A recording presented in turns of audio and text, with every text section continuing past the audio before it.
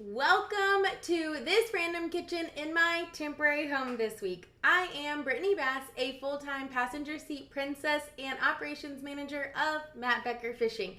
For those of you who don't know me yet, I am also Matt Becker's girlfriend. He's a professional bass fisherman with Major League Fishing on the Bass Pro Tour, and we are in full swing of our second year on this tour, which is why I'm always in random kitchens. So with this channel and podcast, I plan to bring some of the best wives, fiancés, and girlfriends on to talk about their lives, their families, their superstitions, because we got them too, so that you can hear from our side all the behind the scenes goodness that goes into making a tournament season great and possible. So this is episode 16 of Random Kitchens.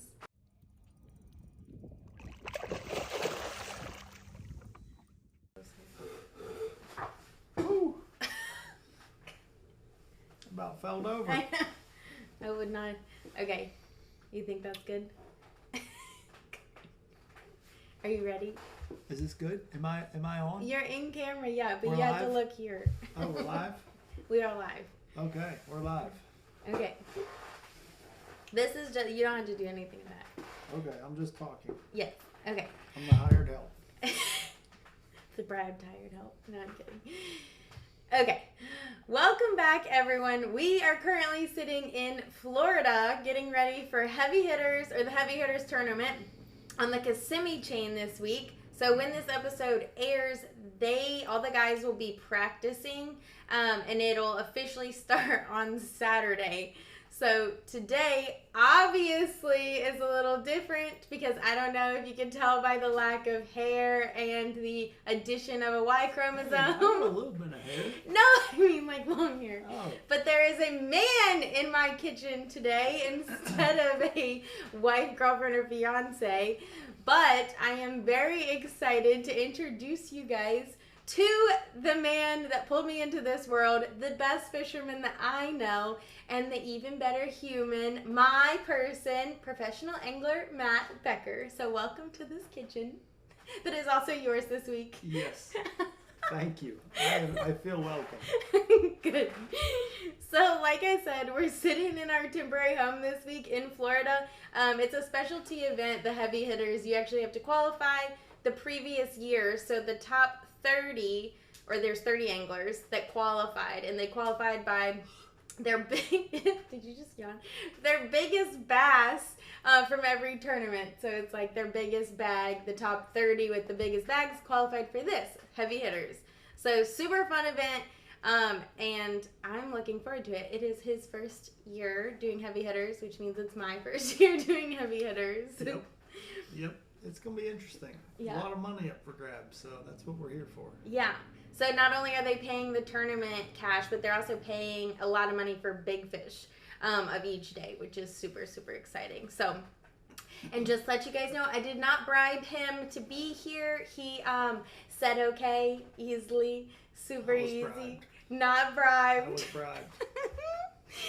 So obviously, babe, you know I did a podcast about our story, his story, but it was one-sided, obviously, because it was just me telling it. So it actually was episode 3 on the channel. If you haven't watched it, it's a good one. It just kind of goes into how we met, and then how obviously he got into this world.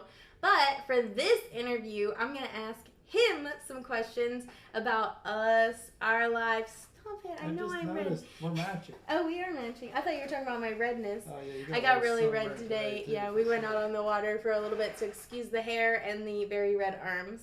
But I'm going to ask you some questions about us, our life, and tournament season. Does that sound good? What if I say no? Yeah, you can't. Oh, It's yeah, really, exactly. you can't. Okay. This is weird. I'm getting hounded. I'm getting interviewed by Brittany. Me. I know. Whew. You're not getting hounded? I'm getting interviewed.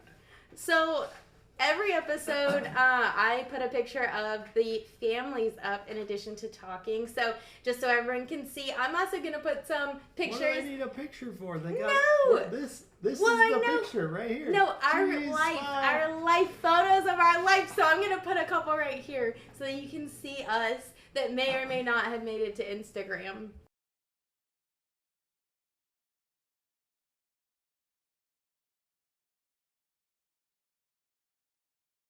which keep acting up and it'll be all ones of you snoring. I don't snore. He snores. So for people who don't know you or have followed us at all, who are you? Where are you from? Who am I? Who are you? I am Matt Becker. Yeah, where are you from? I am from 10 Mile, Tennessee.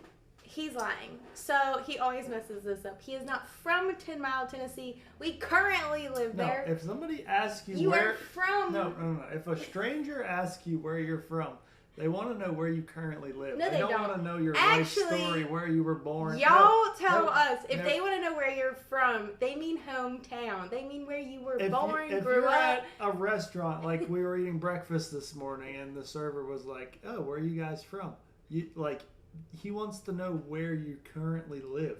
He doesn't want to know where you were born and grew up. Okay, well, where were you born? Currently, I live in Tennessee. And then where we live in Tennessee. And I was born in Pennsylvania, in Finleyville, Pennsylvania, yes. just south of Pittsburgh. And that's where I was born and raised and spent 28 years most of my of his life. So where he's from is where he's from. So yeah, I mean, technically that's where I grew up, and I'm definitely a Pittsburgher, a Yinzer at heart, and that's what I was born as, but I am being transformed into a Tennessean. Yep, you are kind of. Yes. But that was strictly a business decision for the fishing side of things. The move. Yeah. We are in the center of basically anywhere we could possibly go. Everywhere is like 9 hours. Like Oklahoma, like 10. Florida, 9.5. Inside, into Virginia, 8. Like everything is, within that time frame. So it actually has been super awesome. We get 1 day of travel versus 2 days of travel. So how many years have you been professionally fishing? This is my 7th season, I believe, full time. And I believe. Yeah, this is 7th. 18, 19, 20, 21, 22, 23, 24. That's 7. How many of those have I been with you? Let's see. So you came to your first tournament in 2020. The end of the 2020 season. Did the whole 2021 season, 2022 season, 2023 season, 2024 season. I didn't even realize so 5. Technically, I've this touched is your 5 4th seasons. full season, but Yeah. you came into the picture in 2020 and came to a couple of events. So yeah. Technically, I guess 4.5 seasons, 5 seasons. So all the goodness started. I mean, you could say that. You could say that. I mean, you could look at my trajectory of my career, and we were both rising at the same time that we met, and it just kind of escalated the rise, I guess you would say. But there's no telling what if it would have been a downfall if I didn't meet you, or could have been a faster. It could have been a faster downfall meeting me too. There's no telling. I know. I mean, he did when we first started dating. Well, actually, I said this to him before he even had the chance to say it. But when we first started dating, I remember telling him, like, now I understand, like, if you start sucking, like, this has to end. Like, I get it. I will not take it personally.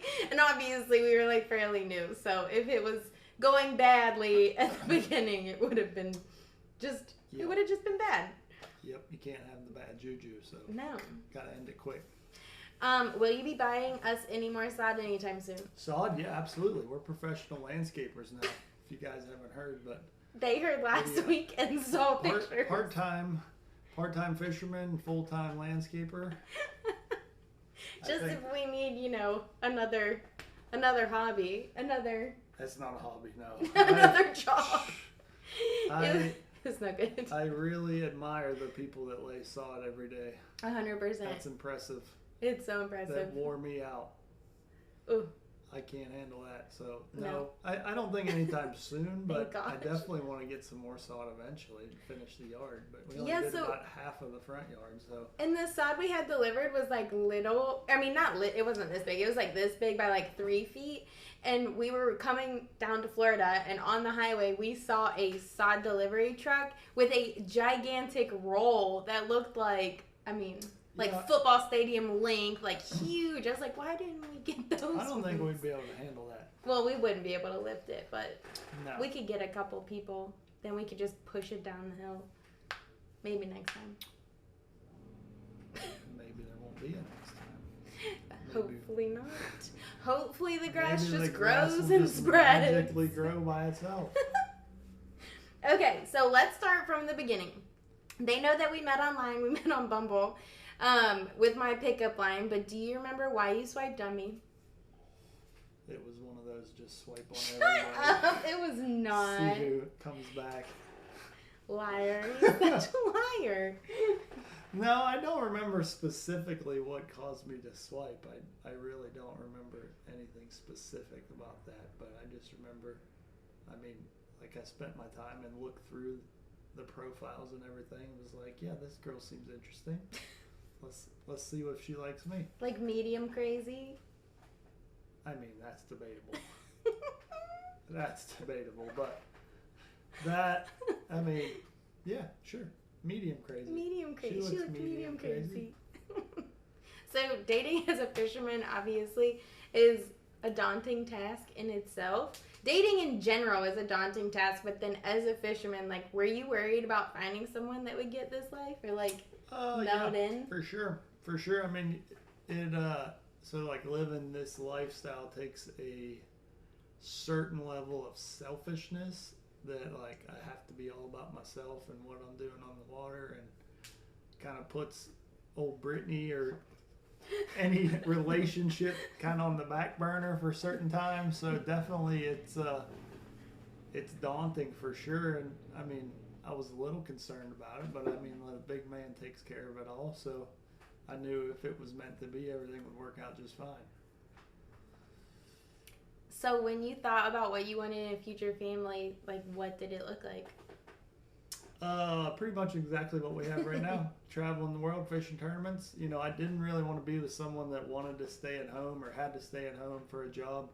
I mean, I wanted to be able to travel together and, you know, not be in a hurry to go home after a tournament. You know, that's the main thing, is like, I got to be fully focused on my job on the road. So to have, I mean, I hate to call a relationship a distraction, but if you have somebody sitting at home that's like egging you on to get back home as soon as you can with, you know, family or kids or whatever back at the house, like, you almost fish differently and you don't perform the same because you're thinking about getting home as soon as you can. So that was like high on my priority list, was to find somebody that was okay with that life and potentially wanted to just quit everything and travel with me. And I think that's what I found. Yeah. I can like pretty much be happy living, he always says, in like a dumpster as long as it has Edison lights. So I really had like no ties to anything as far as like, obviously I had a job and I loved that job. And it actually allowed me to travel for a little bit until we could kind of get, you know, everything in order. Did it though? No, I mean, okay, so COVID allowed me to travel with my job because, oh no, you turned that on. Because it was not a remote job until COVID, and obviously there is tons of feelings around COVID, but for me it was kind of a blessing in disguise because I was able to travel a little bit at the beginning of that, so that was super awesome. And then obviously when we moved to Tennessee, I left that job and started working for him full time, so lucky him. Yep. I'm technically his boss. No, you're not. Yes, I am. No, You you're just not. gotta remind him every now and then. No. So, were you nervous for our first date? No, I don't really get nervous. I know. It's so frustrating. He's so level-headed. I was nervous. I had no idea what to expect. Yeah, I mean, what does getting nervous do? Like, you can be anxious, I guess, and that's more like excited about a thing. But Well, like, I was excited. nervous is just like you're just worrying about something that hasn't even happened yet. Yeah, I think So, that's like a me trait. Not obviously. I worry for the both of us because clearly. No, I don't get nervous really about anything. I know, it's actually pretty crazy. he's the yin and the yang. I am just like this all the Focus. time, and he's like Level-headed. this. So we get to the same place, but very different. Very different. So what do you think the hardest part of being in a relationship with a tournament angler is? Well, like I said, it's just the travel, being away from home. If you don't have somebody that travels with you, I mean, that is very tough on a relationship, because you got somebody that's, well, they're both apart. I mean, they're both by themselves, but, the tournament angler side of things, he comes to a tournament, hanging out with his buddies, having a good time, in the evenings after, work or after practice, after the tournament. So, like, it gets tough on relationships, because, the person sitting at home sometimes can get a little jealous of that, just because, like, they're taking care of everything. They're stuck at home taking care of everything, and you're out traveling everywhere, eating good food, having a good time and fishing for a living. So that's definitely the hardest part about it, just because, and this is the time apart, but that was why it was high on my priority list to have somebody that could travel with me, so I didn't have to worry about that. And what do you think the best part about loving a you is, a tournament angler? All the traveling together. I mean, we get to drive around the country, although driving with you is questionable at best. But he's a bad driver. He just doesn't realize it. No. But we're coming to an understanding about his braking. He doesn't brake. So if you ever see us on the highway, just don't get in front of us at all. No. Also, don't get behind us. Just stay away from us. You got these pretty eyes, but your depth perception is definitely off. That is true. I think my depth is a little bit off. She'll tell me that his a driving car is is really bad. stopped that's a mile ahead of us. It's like, I clearly see him. No, they're stopping, and he doesn't see that they are stopping. Yeah, but the travel, being in all these different places, it's such a fun lifestyle, and it's awesome for sure. So what is your all-time favorite fishing memory up to this point of your life? It can be obviously like with us, without us, like your family, any of it, or in a tournament, any of it. I know, it's loaded. Favorite fishing memory? I mean, we just got to go with the obvious of Saginaw Bay last year. I mean, that was just an awesome experience to win the tournament and Angler of the Year in the same day on the last day of the season, and then to have Brittany and my dad and Sheila and aunt and uncle there, have a bunch of family there. I mean, that was just so cool. So like that one sticks out just because it's, one of the most recent things that have happened, but it was that's a memory that'll be hard to top for sure. And what about non-fishing memory? Non-fishing memory for us, I would say, since this is about us, we'll just go with that. I would probably say when we about killed ourselves hiking in the Grand Canyon. Oh, yeah. That was like the best and worst experience ever. Not worst. You go back it was like the best, but insanely so. Go back to Brittany's directionally challenged and depth perception challenge. She planned us some hikes into the Grand Canyon, and I'm just there as the tag along. I'm like, oh yeah, this sounds good. Blindly following Brittany, and then it turns I'm like, out it's like 6 miles. Oh no, she's like, it's just 3.4 miles, and then we're there, and then we end up hiking from the top of the Grand Canyon all the way down to the river, and it was 8.5 miles in, and then 8.5 miles out. So we hiked 17 plus miles that day, and. Well, and also it was like an elevation change of like almost 6,000 feet. So I think it was like 5.2 actually, so I'm exaggerating, which you're not supposed to do in a day. You can basically give yourself like the dins by doing that. Didn't realize that.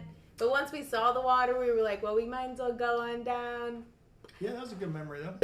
It was awesome. It was insanely beautiful. And when you look at the Grand Canyon, you can't even see like how deep it goes. You see one level of deepness, and then it just goes and goes and goes. Oh yeah, you don't truly appreciate the Grand Canyon until you hike from the top to the river and back.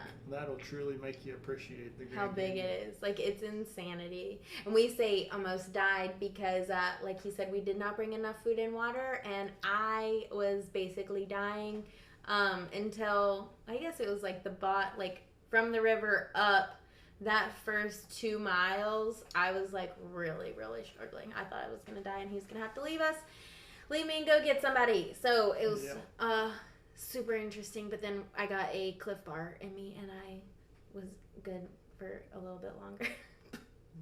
It was crazy, but it was awesome. Made it work. Yep. That was a good memory for sure. That's something I'll never forget. That specific event was where I like knew that he would take care of me, like, and protect me, and like be like, I was like, all right, like I am settled in, like I completely understand who he is as a person and like his priorities. So if you ever need that, go and hike the Grand Canyon with your person, and you will find out what type of person they are. You'll learn a lot about life. Yeah, a lot.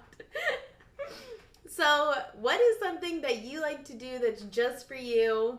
Let's do while you're at home. When we're at home, like, I mean... What do you do that's like just like recharge or like just like a wind down thing? Cook on the grill? Yeah. I don't know. That's what I thought. I either thought that or brush hogging. I mean, cutting grass on the tractor is pretty soothing as well. I was cutting the other day and I was thinking, like, this is like recharge zone.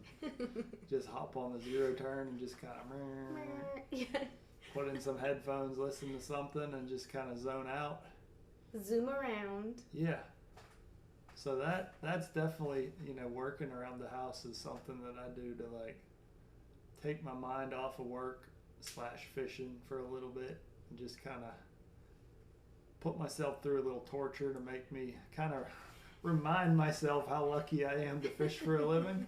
That's, it's all part of it. It's like every once in a while you need a little kick in the butt to be like, yeah, I'm pretty blessed to live this life. So like I'm glad I'm not laying sod every day or cutting grass for a living. So doing a little hard labor around the house, it's like a reset. Yeah, it's a good like reset, and it just mentally charges me to get back out on the water and go fishing again. And what about when you're on the road? Is there anything that you do that's just for you while you're on the road? Not really. It's all business. Yeah. You know that. I'm either fishing, I'm either rigging tackle, or I'm going to bed. Or eating. Or eating, yes. He eats a lot.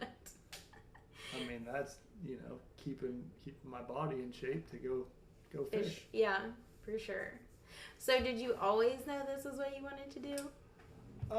Yeah, pretty much. I mean, as long as I can remember, I've always been fishing and watching it on TV, but then it was like, didn't really understand how to fish professionally or make a living, and, just knew I loved fishing and loved tournament fishing.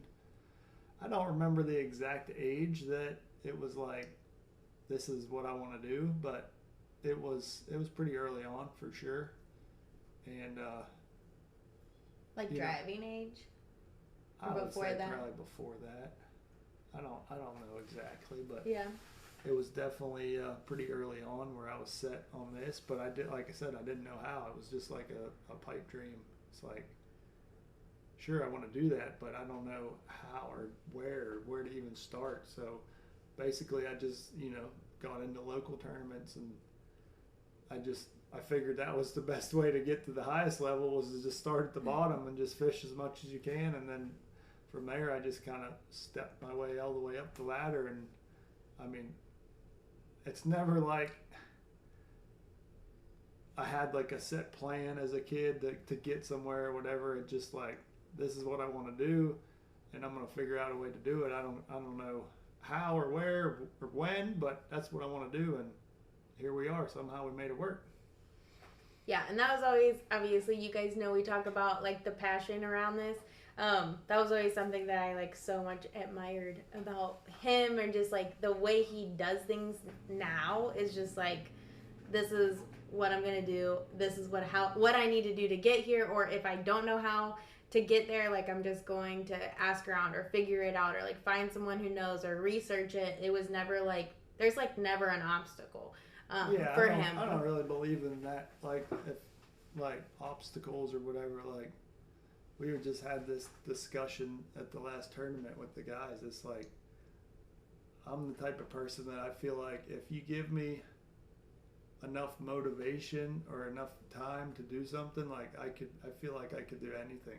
Like, we were watching professional bowling and they were like, do you think you could win a bowling tournament? And I was like, if you give me like 2 to 3 years, I guarantee you I could be a top level bowler if, like, I have enough motivation or, you know, a reason. Like, I need a reason to do it, whether it's financial reason or just to prove somebody wrong and be self-motivated. Like, if you give me enough of a reason, like, I feel like I can do anything, and I'll put all the time and effort and whatever it takes to get there. And I mean, that's kind of how I got into being a professional fisherman, because, you know, I didn't come from any money or anything. So, like, looking back at the situation, there's no way I should have ever been where I'm at. You know, should have never been able to afford everything that I was buying. I mean, even as I was doing it, I probably shouldn't have been spending the money that way. But to me, it was like there was no second guessing, no other option. It was like, this is what I have to do to get where I want to be one day, and it worked out, thankfully. Yes. And it's awesome. I just love it. But yeah, definitely charging through no obstacles, just like busting down all the walls that would ever be in his path, which is awesome. And I think I could be behind the bowling thing. We actually are, the guys like that he's mentioning that are at our house we stay in Airbnbs with is him. This year it's us, the Sheffield, so Spencer and Kristen, Matt, Stefan, and Drew Gill. And the boys have gotten heavily into bowling. And we actually, meaning Matt and I, we were watching it the other night, and we found out that the semifinals are also in Kissimmee. No, it's the PBA Playoff Championship round.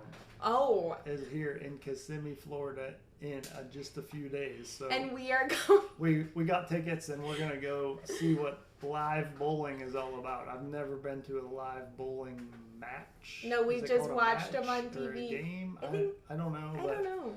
We're just going to go investigate and see what it's all about. And we're super stoked because the guys that we've been watching on TV are actually the ones that we get to see. They're bowling against each other. So yeah, I just think it's very similar to the fishing world, and I'm kind of intrigued by it and just feel like there's things to learn as far as, I mean, one, like kind of the personalities that are in it and how they hype that up, and then just, you know, I feel like every person that is at the highest level of whatever it is they do, I feel like I kind of have something in common with them. And like when I have a conversation with those type of people, like I feel like things just click differently with us, I guess. Not that I'm going to go meet any of these bowlers, but I just kind of am intrigued by watching them and, you know, just kind of seeing their whole process and just learning little things about that. It's always interesting to me.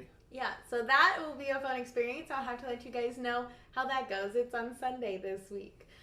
So what do you think is the biggest misconception that people have about professional fishing? That it's easy? Yeah. No, fishing's easy. You just go out and sit under the shade tree, throw out your bobber with a cricket on it, and just reel them in all day.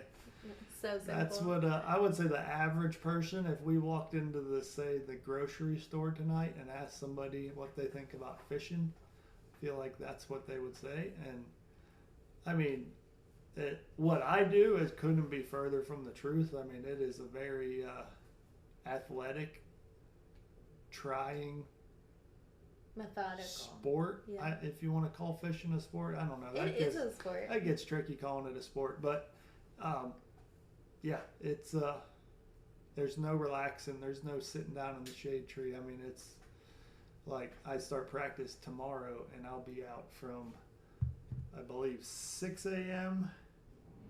until 8:30 p.m. So that's a long day. What is that, 14 hours? Yeah, tomorrow, 14-hour day in the Florida sun. I mean, that's a long day. Be out there. I mean, just constantly fishing, and really as much mentally exhausting as it is physically exhausting. So like you're constantly or at least I'm constantly thinking about what the fish could be doing. You know, could they be here? Could they be here? I mean, it's constantly trying to figure out a puzzle that's under the water that you essentially can't see. So, I mean, there's a lot of thinking involved, high level thinking, you know, trying to figure out what these fish are doing. And yeah, it's very, very detailed, highly detailed, and very intricate on all the little details and everything. So it's definitely not a relaxing day out under the shade tree, that's for sure. I wish. That would be awesome. So you kind of mentioned this, but is your favorite moment of your entire career Saginaw Bay? Yeah, probably. I mean, it's either that one or Lake Murray. Winning at Lake Murray was kind of like a confidence thing. It was like, hey, like, you know, up until that point, I always knew I was like a good fisherman, but didn't know if I could win a tournament or if I could be a great fisherman. It was just like, yeah, you're consistently in the top of the standings, like you're doing well, but you know, you're never going to win a tournament. It's just like, you're just going to be a solid fisherman. And then winning at Lake Murray kind of relieved that pressure, or, you know, gave me that confidence that like, all right, you can beat anybody on any lake. So that was definitely one of the favorite moments, and just how that tournament went down. It was a lot of fun. I mean, yeah, that's still probably one of his favorite places. I know he would say a great lake. Champlain is probably his like favorite lake, but Murray is a really good one. It's up there on the list for sure. It's just too much Probably fun. my favorite southern lake. Yeah, too much fun. So what is our typical tournament routine? Or your typical tournament routine, I guess? Wake up, go to the lake, and go fish. Oh, is it that simple? It's that simple? When you simplify things, they're really simple. Oh my gosh. So I don't know what you mean as far as a routine. I mean, literally, we wake up and Brittany cooks us breakfast and packs our lunch. So I roll out of bed when my alarm goes off and put on some clothes and walk out and put my lunch and breakfast in a little grocery bag with a few drinks and march my little happy butt out to the boat and pack them in the cooler, and then off to the lake I go. Yes. That's pretty much my typical tournament or tournament practice day right there. It's pretty simple. And well, actually, let me back up a little bit. So, obviously that's his like morning. I drop him in the water and obviously watch him leave. But we do stay at Airbnbs, like we said, mainly so we can cook and have a full access to a full kitchen. So what is your favorite meal during tournaments? Or do we have any traditions as far as meals go? I mean, generally you mix things up on the meals, but it's always before the first tournament day is spaghetti. Yes. That's a must. That's probably my favorite tournament week meal, just because it's a big carb load before a tournament day. Not that really matters, but it's not for him anyways. If I ate as much spaghetti as these guys, I would look like spaghetti. It's a good routine, but as far as superstitions, I mean, I don't think that's it's not a superstition, it's a tradition. I guess, but that one's a tradition. Every night before the tournament. We're in a little bit of a slump right now, so we may have to switch up some of these superstitions or traditions. I was gonna say, do you have any superstitions or traditions, or do we? Nothing right now. I'm gonna switch up everything I've been doing and try and get out of this slump. I mean, I had to shave my mustache. He shaved off his mustache. I've been wearing the same lucky underwear for every tournament day for the last year and I a half. haven't told anyone about that. I'm considering switching things up. You can't even, not for this tournament. I'm considering it. No one knows about his lucky underwear. Yeah, no one wants to know about my thongs anyway. Stop. They are not thongs. Me and my sister got in this pair of underwear from Arizona, and it was like right after kind of a string of terrible tournaments. And this one tournament in particular, he had brought in 6 fish instead of 5. It was just like a string of terrible.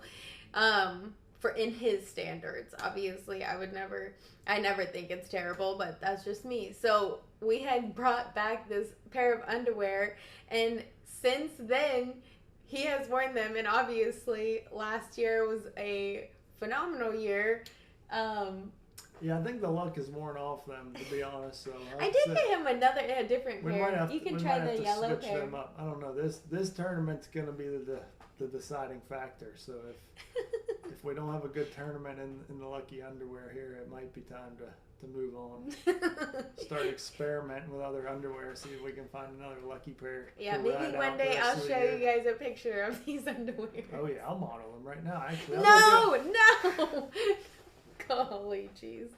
All right, any other superstitions or traditions that we have? Not really. But yeah, I mean, we have cookies and ice cream the night before, but is it a specific kind of ice cream? No, I mean, it's not. It hasn't been as strict as. Well, it's not strict, but we have. No, a superstition is like you must do this before. Well, yeah, I mean, we don't really have those, but we have things like that we do, which and pretty routinely, eat what kind of ice cream? Yeah, mint chocolate chip ice cream. Mm-hmm. Yeah, and it can't be the white mint chocolate chip. It has to be the. Well, green. Green is money. So I mean, that's where it all came from. But this is my thing with superstitions, and this is why I don't get very set on attached to superstitions, because if superstitions were a thing, you would win every single time. You would never lose. So once you do something and don't win, that superstition is null and void. It's like a playoff beard. All the people in NHL hockey, they grow a playoff beard. They don't shave the entire length of the playoffs. Well, okay, there's 16 teams that get into the playoffs, and only one team wins every year. So why are the other 15 teams growing out their facial hair? It makes no sense if you logically think about it. So that's how I feel about superstitions. It's just like, well, ours are more like things if I ate mint chocolate chip ice cream every night and I won every single tournament, yes, I would eat mint chocolate chip ice cream every single night. But it's not that way. No, so but we get it and we eat it, and he always takes cookies with him. It's one of my favorite ice cream anyway. So I do enjoy it, but I don't consider it a superstition. No, more of a tradition. I know my mom hates the word superstitions, which I don't really have a good alternative to get across what I'm trying to ask. But it's more like things you do every tournament, or things you like to do every tournament. Okay. How do you cope with all of the tournament stress? Because obviously, like we've said, it is a job. These weeks are our work weeks. So generally, when we go home, it's a relaxing time, unless this one gets an idea. I told you, I need to work when I go home. It's a mental reset. I do not need to work when I go home. That's how I deal with the tournament stress. Is that how you cope with it? Yes, I abuse myself when I get home with jobs, labor. Yeah, hard manual labor at the house. That's how I cope with the tournament stress. But during the tournament, I am straight focused, and I feel like mental fortitude is one of my strengths. So I try not to let things bother me outside of exactly what I'm doing, and I feel like I kind of bottle it up until I get home. Yeah. Well, and I was going to say, because when I came into this relationship, I was a little concerned on okay, what if he has a bad tournament? How is he going to react? Because in my past, I was around people who reacted terribly to bad things. It was never a even thing, or they, understood and comprehended it. So I remember the first rougher tournament. And I say rougher because, obviously, in 2021, he won a tournament that year. But that same year, he had 2 really rough days. And I remember being oh, this is going to be where it is, where he explodes because he's so level-headed. But, none of that. And I was so surprised, and I still can't believe how well he handles just like all of it. I mean, like truly like all of the tournament stress, because for me, I am so not like that. Like I wear every bit of emotion on my sleeve, but it's like, I don't know, I think you just like comprehend it well, or like, I gotta think about it, mentally process it. I mean, that it's not like I'm gonna sit there and talk about it, but I gotta, digest it or something. Yeah, like I need some time to not talk and just sit there and think, process it myself. But that's, I mean, generally that happens on the boat ride back to the ramp. Yeah. So then when I see him, like, not that he's like enthusiastic, but normally he's like, all right, like, let's go get something to eat, or like, I can't believe I did that, but like, let's go get something to eat. Like, it's so different. I know it's almost his bedtime. We were originally gonna film this earlier. It's 9:17. But it was way past my bedtime. It was storming, so I thought we could film during the day, and then it obviously is Florida, so it was only like 10 minutes of a storm. So we're filming this at night, which obviously is why he is sleeping. But yeah, like I can't believe how level-headed you are. So it actually is crazy. I have to process things out loud, and he processes them in his head.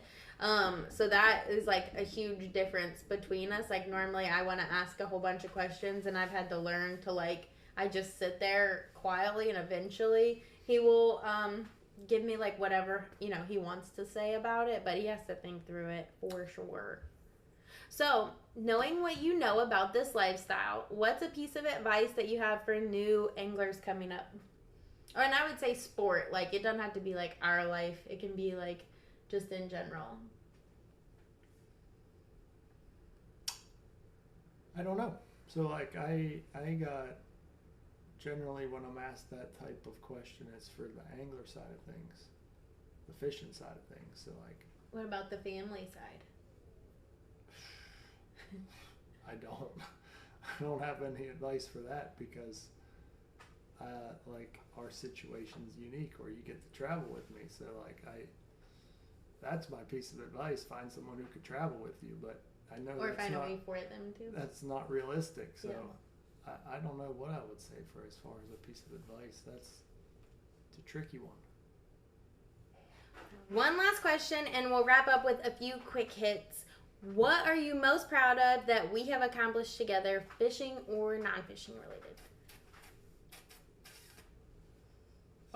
Probably everything we've done with the house in Tennessee. I mean, we've done a lot of work to that and took it from a house to a home.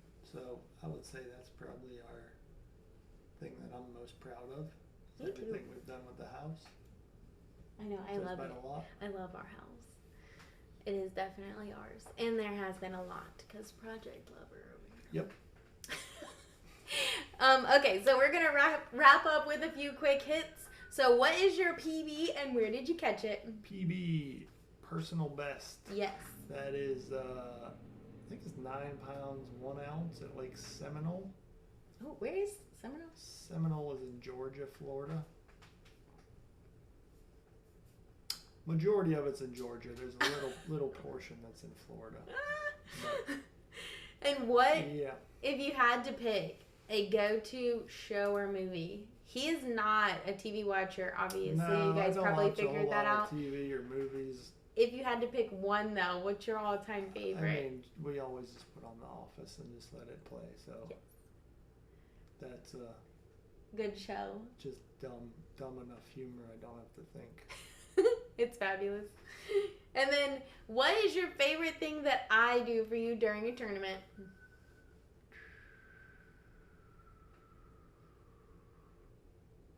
Favorite thing? I'm not gonna count like all the cooking and everything, because that gets specific, but definitely having the trailer in the water when I come back after the tournament's over. Like, I love that part. And my boat officials really appreciate it as well, because we literally come idling in, and Brittany's there backing in the trailer, and we just go right on the trailer, no waiting around. It just makes everything flow very smooth and get out of there as soon as possible. So that is perfect. And if we played Uno together with a group and you had a draw 4 card, would you play it on me Little old me. You know or would the you answer to wait this. until you got a reverse? Because we've played Uno many a time, and I always play it on you. Ruthless. Yes. Absolutely ruthless. I'm a competitor. Doesn't matter that I love you. I'm a competitor. I want to win at all costs. Within the rules, I will play any card I can. Oh my gosh. Okay, so that is our show this week. Thank you for being here. It's bedtime. Unbribed. It's bedtime for you. So if people want to follow you, where can they look? Everywhere. Just Google search my name and you can find me everywhere. And Instagram, Matt Becker, M Becker Fishing. Yeah. Facebook, Matt Becker Fishing. YouTube, Matt Becker Fishing. TikTok, M Becker Fishing. Yep. Website, Matt Becker Fishing. Lots of Matt Becker Fishing. Yeah. OnlyFans. And stop, we have Matt not Becker started Fishing. that yet. I'm trying to get him on Feet Finder, y'all. He's got the cutest feet ever. Oh, we weren't supposed to talk about that yet. That's in the works. Coming soon. Coming soon. But, subscription. Yeah. Hey, if people want to pay $5 a month, I mean, I'll show them my feet. Well, don't show them on this camera because maybe this more is than for $5 free. a month. It'd probably be $10 a month. I think my Get feet out are of pretty here. nice. They're tan right now. They're beautiful. Oh my gosh. Okay, I'm going to bed. All right. Okay, you guys know that I love this world. I love professional bass fishing. And generally, it's a woman right here, and I love the women behind professional bass fishing, but I do love this man that got me involved in this life. It is so fun and so crazy. So if you guys have any questions that you want me to ask future guests that you want to see on, I'm trying to work out the coffee or group setting, getting that together. Hopefully more toward the end of this year we'll be able to do that. But until then, I plan to release one episode a week throughout this year, the 2024 season. So make sure you subscribe to follow along. There's a window right here. He's making faces at me, but make sure you subscribe to follow along. And we do have a Instagram. It's Random Kitchens Podcast. So if you follow that, then you can kind of keep up to date on when everything is dropping. And if I am slow one week, which obviously the last two I have been, or if something happens. So go and follow that. Please subscribe. Leave me any likes and comments below. And thank you for listening. See you next week.